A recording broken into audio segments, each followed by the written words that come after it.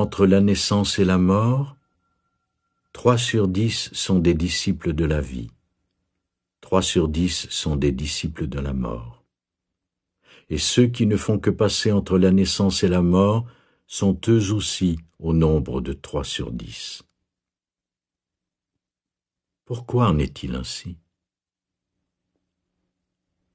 Parce qu'ils s'accrochent à la vie et se cramponnent à un monde éphémère. Mais il y en a 1 sur 10, dit-on, qui est si sûr de la vie que les tigres et les buffles sauvages s'écartent de son chemin. Les armes se détournent de lui sur le champ de bataille, les rhinocéros n'ont aucun endroit où l'encorner, les tigres n'ont aucun endroit où planter leurs griffes, et les soldats n'ont aucun endroit où le transpercer de leur épée.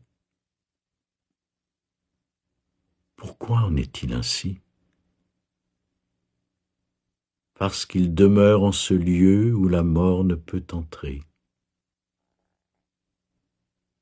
Prenez conscience de votre essence, et vous serez témoin de la fin qui n'a pas de fin.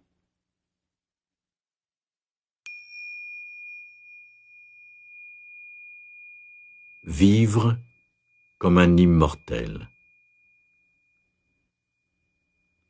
Dans ce passage, Lao Tzu vous demande de changer votre façon de voir votre propre mortalité. Il enseigne que la mort est un détail insignifiant, qu'on ne doit ni craindre ni repousser consciemment. Voilà ce qui s'appelle changer le monde en apprenant à penser différemment. Vous prendrez plaisir à avancer librement dans la vie sans crainte des événements qui pourraient y mettre fin.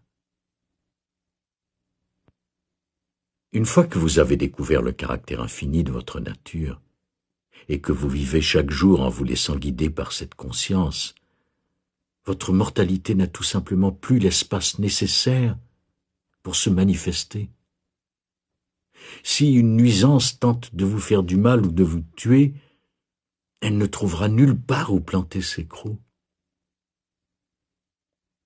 Méditez sur les enseignements du Tao Te Ching et vous prendrez conscience que rien ni personne ne peut vraiment vous tuer ou vous faire du mal.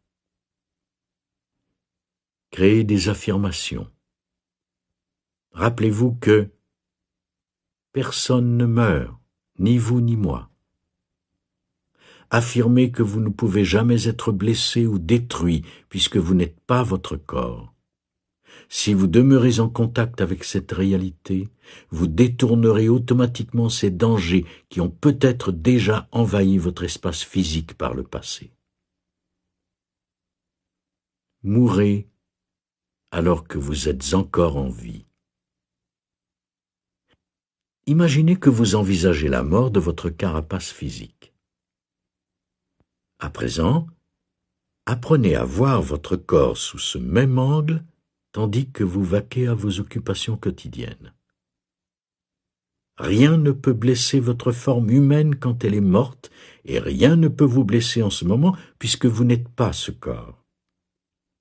Vous êtes l'essence invisible qui l'observe.